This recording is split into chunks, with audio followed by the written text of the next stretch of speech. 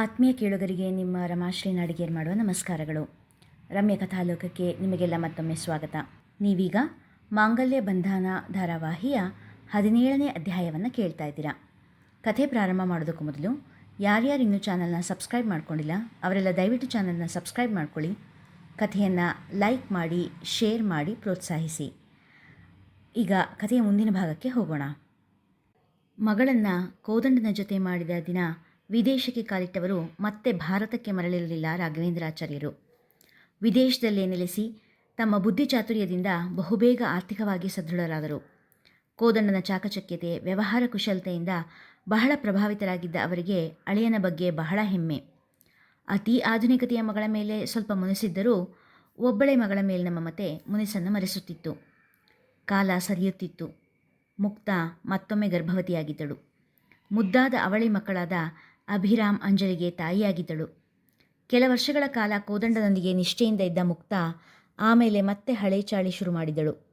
ಆದರೆ ಹೊರಗಿನ ಯಾವುದೇ ಸಂಬಂಧಗಳು ಮನೆಯ ಪೊಡಸಾಲೆದಾಟದಂತೆ ಎಚ್ಚರ ವಹಿಸಿದ್ದಳು. ಕೋದಂಡ ವ್ಯವಹಾರದಲ್ಲಿ ನಿಪುಣನಾದರೂ ವೈಯಕ್ತಿಕ ವಿಷಯಗಳಲ್ಲಿ ಮುಗ್ಧನಾಗಿಯೇ ಉಳಿದ. ಮುಕ್ತ ತೋರಿಸುತ್ತಿದ್ದ ನಾಟಕೀಯ ಪ್ರೀತಿಗೆ ಪ್ರತಿಯಾಗಿ ತನ್ನ ನಿಜ ಪ್ರೀತಿಯನ್ನು ಮುಗಿದು ಕೊಡುತ್ತಿದ್ದ. ಮೂರೂ ಮಕ್ಕಳಿಗೂ ಪ್ರೀತಿಯ ಹೊನಲನ್ನೇ ಹರಿಸುತ್ತಿದ್ದ. ಸುಖಿ ಸಂಸಾರದ ಯಜಮಾನ ತಾನೆಂದು ಭಾವಿಸಿ ನೆಮ್ಮದಿಯಾಗಿದ್ದ ಕೋದಂಡ.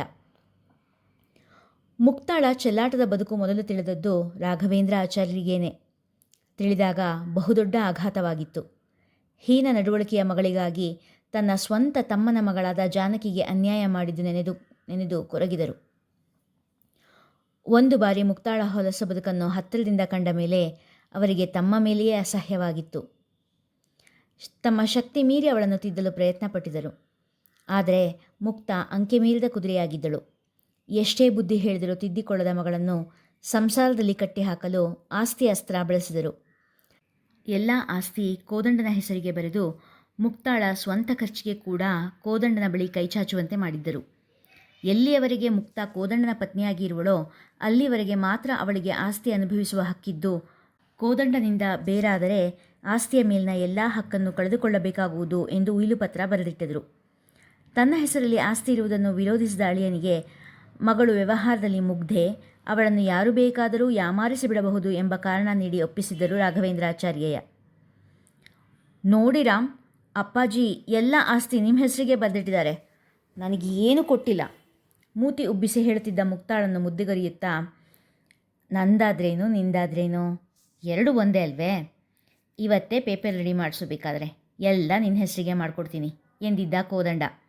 ಅವನಿಗೆ ಆಸ್ತಿ ಪರಭಾರೆ ಮಾಡುವ ಹಕ್ಕಿಲ್ಲ ಎಂಬುದನ್ನು ತಿಳಿದಿದ್ದ ಮುಕ್ತ ಸಿಡಿಮಿಡಿಗೊಂಡು ಸುಮ್ಮನಾಗಿದ್ದಳು. ಇತ್ತ ರಾಘವೇಂದ್ರ ಆಚಾರ್ಯರ ಮಾನಸಿಕ ಸ್ಥಿತಿ ಹದಗೆಡುತ್ತಿತ್ತು. ತನ್ನ ತಮ್ಮನ ಮಗಳಿಗೆ ತಾವು ಮಾಡಿದ ಅನ್ಯಾಯದ ಪಾಪಪ್ರಜ್ಞೆ ಅವರನ್ನು ಗೆದ್ದಲಿನಂತೆ ಒಳಗೊಳಗೇ ತಿನ್ನುತ್ತಲಿತ್ತು. ಅದರ ಜೊತೆಗೆ ತಾವು ಮುಗ್ಧಳೆಂದು ನಂಬಿದ್ದ ಮಗಳ ಜಾರತನ ಕೂಡ ಅವರ ಅರಿವಿಗೆ ಬಂದಿತ್ತು. ತಮ್ಮಿಂದ ಕೋದಂಡನಿಗೆ ಅನ್ಯಾಯವಾಗಿದೆ ಎಂದು ಕೊರಗುತ್ತಲೇ ಇಹಲೋಕದ ವ್ಯಾಪಾರ ಮುಗಿಸಿದ್ದರು. ಇತ್ತ ಹಾಲ್ಮುತ್ತೂರಿನಲ್ಲಿ ನದಿಯ ದಡದಲ್ಲಿ ಕುಳಿತು ಹರಿಯುವ ನೀರನ್ನೇ ನೋಡುತ್ತಾ ಕುಳಿತಿದ್ದಳು ಭೂಮಿ. ಮನೆಯವರೆದುರಿಗೆ ತನ್ನ ಚಿಂತೆ, ದುಃಖ ತೋರಿಸಿಕೊಳ್ಳದೇ ಇದ್ದರೂ ಒಬ್ಬಳೇ ಇದ್ದಾಗ ತನ್ನ ಭವಿಷ್ಯದ ಚಿಂತೆ ಅವಳನ್ನು ಕಿತ್ತು ತಿನ್ನುತ್ತಿತ್ತು. ಭೂಮಿ, ಮೃದುವಾಗಕ್ಕೆರದ ಅಭಿ. ತಟ್ಟನೆ ತಿರುಗಿದವಳ ಕಣ್ಣಲ್ಲಿ ನೀರಿನ ಪಸೆಯೇನೂ ಕಾಣಲಿಲ್ಲ. ಸುಮ್ಮನೆ ಅವಳ ಮುಖ ನೋಡುತ್ತಾ ಉಳಿದ. ಏನ್ರಿ, ನನ್ನ ಮುಖದಲ್ಲಿ ಏನು ಕೋತಿ ಕುಣಿತಾ ಇದೆಯಾ? ರೆಪ್ಪೆನೂ ಅಲುಗಾಡಿಸ್ದೆ ನೋಡ್ತಾ ಇದ್ದೀರಿ ಎಂದಿನ ಜೋರುದನಿಯಲ್ಲೇ ಕೇಳಿದಳು ಭೂಮಿ. ಏನು ಮಾತನಾಡುವುದೋ ತಿಳಿಯಲಿಲ್ಲ ಅಭಿಗೆ. ಭೂಮಿ ದುಃಖದಲ್ಲಿರುತ್ತಾಳೆ, ಒಂದೆರಡು ಸಾಂತ್ವನದ ಮಾತು ಹೇಳೋಣ ಎಂದುಕೊಂಡು ಬಂದಿದ್ದವ ಅವಳ ಜೋರಾದ ಮಾತಿಗೆ ತಬ್ಬಿಬ್ಬಾಗಿದ್ದ. ಅಷ್ಟರಲ್ಲೇ ಭೂಮಿಯ ಕಣ್ಣಿಗೆ ಕಂಡಿದ್ದಳು ಹೊಳೆ ನೀರು ಒಯ್ಯಲು ಬಂದಿದ್ದ ಚಂದ್ರಿ. ಅಭಿಯನ್ನು ಬಿಟ್ಟು ಚಂದ್ರಿಯ ಕಡೆ ತಿರುಗಿದಳು. ಲೇ ಚಂದ್ರಿ, ನಿನ್ನಣ್ಣ ರಮೇಶಂಗೆ ನನ್ನ ತಂಟೆಗೆ ಬರಬೇಡ ಅಂತ ಹೇಳು. ಇವತ್ತು ಮಾತಲ್ಲಿ ಉತ್ತರ ಕೊಟ್ಟಿದ್ದೀನಿ, ಇನ್ನೊಂದು ಸಾರಿ ನನ್ನ ಸುದ್ದಿಗೆ ಬಂದರೆ ಕಾಲಲ್ಲಿರೋದು ಕೈಗೆ ಬರುತ್ತೆ ಅಂತ ಹೇಳು. ದಾರಿಯಲ್ಲಿ ಕಂಡಾಗಲೆಲ್ಲ ಛೇಡಿಸುತ್ತಿದ್ದವನಿಗೆ ಅಂದು ಬೈಗುಳದಲ್ಲೇ ಗ್ರಹಚಾರ ಬಿಡಿಸಿದ್ದರೂ ಇನ್ನೊಮ್ಮೆ ಅವನ ತಂಗಿಯ ಕೈಲೂ ಬುದ್ಧಿ ಹೇಳುವಂತೆ ಹೇಳಿದಳು ಭೂಮಿ. ಚಂದ್ರಿಯ ಜೊತೆ ಬಂದವರು ಚಂದ್ರಿಯನ್ನು ನೋಡಿ ಕಿಸಕನೆ ನಕ್ಕರು. ಗೆಳತಿಯರ ಮುಂದೆ ಅವಮಾನವಾಯಿತು ಚಂದ್ರಿಗೆ. ಅಯ್ಯ, ನೀನೇನು ಸೀಮ್ಯಾಗಿಲ್ದಿದ್ದು ಸುಂದ್ರಿ ಅಂತ ಅವ್ನು ನಿನ್ನ ತಂಟೆಗೆ ಬರ್ತಾನೆ. ನಂಗೊತ್ತಿಲ್ವಾ ನಿಮ್ಮಂಥವ್ರ ವಿಷಯ?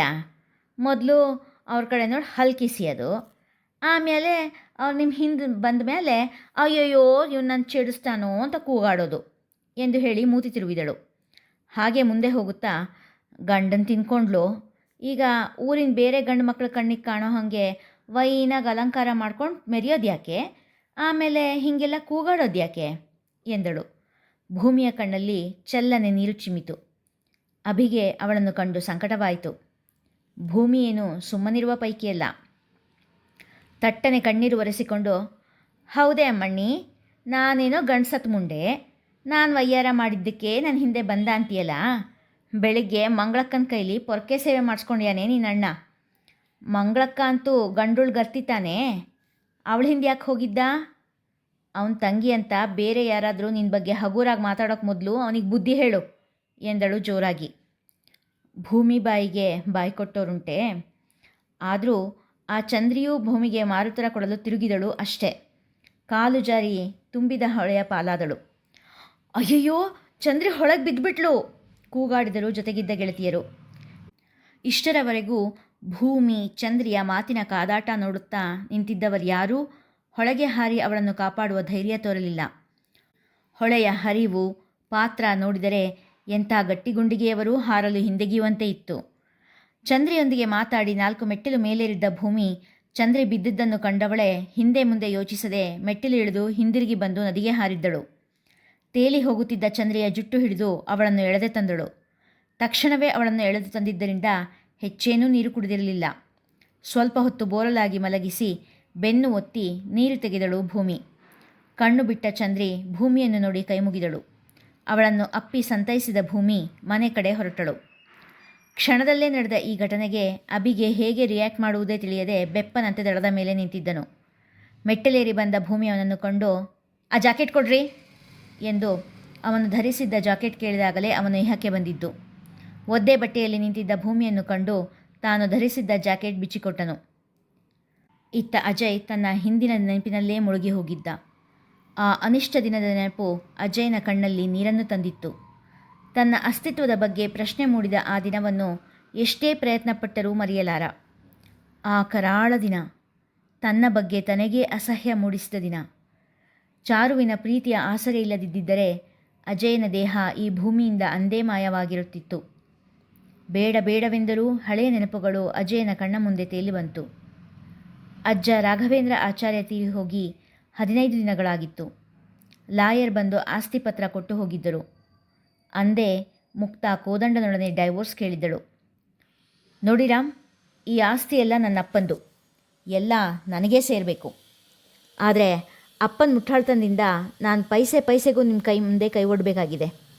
ಇಷ್ಟು ದಿನ ಅಪ್ಪಾಜಿಗೋಸ್ಕರ ನಿಮ್ಮನ್ನು ಸಹಿಸ್ಕೊಂಡಿದ್ದಾಯಿತು, ಇನ್ನು ನನ್ನ ಕೈಲಾಗಲ್ಲ.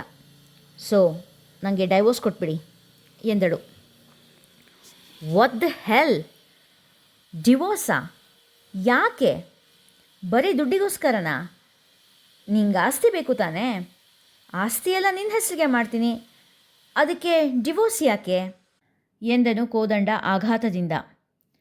ಬರೀ ಆಸ್ತಿ ಒಂದೇ ಅಲ್ಲ ರಾಮ್, ನನಗೆ ನಿನ್ನಿಂದ ಬಿಡುಗಡೆ ಬೇಕಾಗಿದೆ. ನಿನ್ನ ಜೊತೆ ಜೀವನ ಬೋರ್ ಆಗಿದೆ. So just leave me. Divorce ಕೊಡು.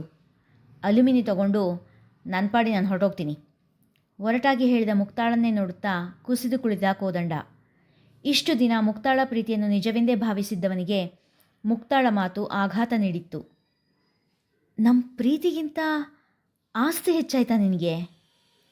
ಆಸ್ತಿ ನನ್ನ ಹೆಸರಲ್ಲಿದ್ರೇನು, ನಿನ್ನ ಹೆಸರಲ್ಲಿದ್ರೇನು, ಎರಡೂ ಒಂದೇ ಅಲ್ವಾ? ಇಷ್ಟು ವರ್ಷ ಇಲ್ಲಿದ್ದು ಈಗ ಯಾಕೆ ನನ್ನಿಂದ ದೂರ ಹೋಗೋ ಮಾತಾಡ್ತಿದ್ಯಾ ಮುಕ್ತಾ? ನಮ್ಮ ಮಕ್ಕಳ ಬಗ್ಗೆ ಯೋಚನೆ ಮಾಡು, ನಮ್ಮ ಪ್ರೀತಿ ಬಗ್ಗೆ ಯೋಚನೆ ಮಾಡು ದೀನ ಸ್ವರದಲ್ಲಿ ಕೇಳಿದ ಕೋದಂಡ. ಪ್ರೀತಿ? ಬುಲ್ಶಿಟ್. ನನಗೆ ನಿನ್ನ ಮೇಲೆ ಯಾವ ಪ್ರೀತಿನೂ ಇಲ್ಲ, ಹಿಂದೂ ಇರಲಿಲ್ಲ, ಈವಾಗಲೂ ಇಲ್ಲ, ಸ್ಪಷ್ಟವಾಗಿ ಹೇಳಿದಳು ಮುಕ್ತಾ. ಮುಕ್ತಾ, ಏನು ಮಾತು ಅಂತ ಆಡ್ತಾ ಇದೀಯಾ? ನಿನ್ನ ಪ್ರೀತಿಗೋಸ್ಕರ ನಾನು ನನ್ನ ಹೆತ್ತವರನ್ನ ದೇಶನೇ ಬಿಟ್ಟು ಬಂದಿದ್ದೀನಿ. ನಮ್ಮ ಮಧ್ಯೆ ಪ್ರೀತಿನೇ ಇಲ್ಲ ಅಂತಿದೆಯಲ್ಲ. ಯಾಕೆ ಮುಕ್ತಾ, ಯಾಕೆ ನೀನು ಇಷ್ಟು ಬದಲಾದೆ? ಮಾತನಾಡುತ್ತಾ ಕೋದಂಡನ ಗಂಟಲು ಉಬ್ಬಿತು. ದುಃಖದಿಂದ ಕೊರಳ ಸೆರೆ ಉಬ್ಬಿ ಮಾತನಾಡದೇ ಹೋದ. Oh God, this bloody Indian drama. ನೋಡು ರಾಮ್, ಒಂದು ನಿಜ ಹೇಳ್ತೀನಿ ತಿಳ್ಕೊ. ನಾನು ಯಾವತ್ತೂ ನಿನ್ನನ್ನು ಪ್ರೀತಿಸಲೇ ಇಲ್ಲ. ನಾನು ನಿನ್ನನ್ನು ಮದುವೆ ಆಗಿದ್ದು ಆ ಜಾನಕಿ ಮೇಲಿನ ಹಠಕ್ಕೋಸ್ಕರ ಅಷ್ಟೇ ಎಂದವಳ ಮಾತಲ್ಲಿ ಇದ್ದಿದ್ದು ಸೇಡಿನ ಭಾವ. ಜಾನಕಿ? ಯಾರು ಜಾನಕಿ? ಯಾವ ಜಾನಕಿ? ತಾನು ತಾಳಿ ಕಟ್ಟಿ ಓಡಿ ಬಂದ ಹೆಣ್ಣಿನ ಬಗ್ಗೆ ಸಂಪೂರ್ಣವಾಗಿ ಮರೆತೇ ಬಿಟ್ಟಿದ್ದ ಕೋದಂಡ. ವಾಟ್? ವಾವ್, ನೀನು ಜಾನಕಿ ಯಾರು ಅಂತ ಕೇಳ್ತಿದ್ಯಾ ಕೋದಂಡ? ಇದು ನನ್ನ ನಿಜವಾದ ಗೆಲುವು ಎನ್ನುತ್ತಾ ಚಪ್ಪಾಳೆ ತಟ್ಟುತ್ತಾ ನಕ್ಕಳು. ನೀನು ತಾಳಿ ಕಟ್ಟಿ ಹಸೆಮಣೆ ಮೇಲೆ ಬಿಟ್ಟು ಬಂದಿಯಲ್ಲ, ಆ ಹೆಣ್ಣೆ ಜಾನಕಿ, ನನ್ನ ದೊಡ್ಡಪ್ಪನ ಮಗಳು. ಅವಳ ಮೇಲಿನ ಹಠಕ್ಕೇನೆ ನಾನು ನಿನ್ನನ್ನು ಮದುವೆ ಆಗಿದ್ದು. ಇನ್ನೂ ನಗುತ್ತಲೇ ಇದ್ದ ಮುಕ್ತಾಳ ಕೆನ್ನೆಗೆ ಬೀಸಿ ಹೊಡೆದ ಕೋದಂಡ ತಕ್ಷಣವೇ ಎದೆ ಹಿಡಿದು ಕುಸಿದು ಬಿದ್ದಿದ್ದ. ಅದನ್ನು ಕಂಡರೂ ಸುಮ್ಮನಾಗದ ಮುಕ್ತ, ಇನ್ನೂ ಒಂದು ಸೀಕ್ರೆಟ್ ಹೇಳ್ತೀನಿ ಕೇಳು. ನೀನು ದೊಡ್ಡ ಮಗ ಅಂತ ಮೆರೆಸ್ತಾ ಇದೆಯಲ್ಲ ಆ ಅಜಯ್, ಅವನು ನಿನ್ನ ಮಗನೇ ಅಲ್ಲ. ಹಾಗಂತ ಯಾರ ಮಗ ಅಂತ ಕೇಳಿಬಿಡ್ಬೇಡ ನೀನು. ವೆಂಕಟ್, ಚಂದ್ರು ಆರ್ ಪ್ರಶಾಂತ, ಯಾರು ಅಂತ ನನಗೂ ಗೊತ್ತಿಲ್ಲ ಎಂದವಳ ಮುಖ ನೋಡುತ್ತಾ ಕೆಳಗಡೆ ಬಿದ್ದಿದ್ದ ಕೋದಂಡ. ಅಪ್ಪಾಜಿ ಎನ್ನುತ್ತಾ ಓಡಿ ಬಂದಿದ್ದ ಅಜಯ್. ಇವರ ಮಾತಿನ ನಡುವೆಯೇ ಬಾಗಿಲ ಬಳಿ ಬಂದಿದ್ದವನು ಒಳಗೆ ಹೋಗದೆ ಹೊರಗಡೆಯೇ ನಿಂತಿದ್ದ. ಮುಕ್ತಾಳ ಮುಖ ನೋಡಲು ಅಸಹ್ಯವಾಗಿ ತನ್ನ ಅಜ್ಜನನ್ನು ನೋಡಿಕೊಳ್ಳುತ್ತಿದ್ದ ವೈದ್ಯರಾದ ಡಾಕ್ಟರ್ ಜಾನ್ ಅವರಿಗೆ ಕರೆ ಮಾಡಿದ. ಕೋದಂಡನನ್ನು ಆಸ್ಪತ್ರೆಗೆ ಸಾಗಿಸುವುದನ್ನು ಕಂಡರೂ ತನಗೆ ಸಂಬಂಧವೇ ಇಲ್ಲದಂತೆ ಕುಳಿತಿದ್ದಳು ಮುಕ್ತ. ಇಲ್ಲಿಗೆ ಇಂದಿನ ಸಂಚಿಕೆ ಮುಗಿಯಿತು. ಮುಂದಿನ ಕಥೆ ಮುಂದಿನ ಸಂಚಿಕೆಯಲ್ಲಿ. ಕಥೆ ಇಷ್ಟವಾಗಿದ್ದರೆ ಕಥೆಯನ್ನು ಹೆಚ್ಚು ಜನರಿಗೆ ಶೇರ್ ಮಾಡಿ, ಲೈಕ್ ಮಾಡಿ, ಹಾಗೆ ಕಮೆಂಟ್ ಸೆಕ್ಷನ್ನಲ್ಲಿ ಅಭಿಪ್ರಾಯ ತಿಳಿಸಿ ಪ್ರೋತ್ಸಾಹಿಸಿ. ಧನ್ಯವಾದಗಳು.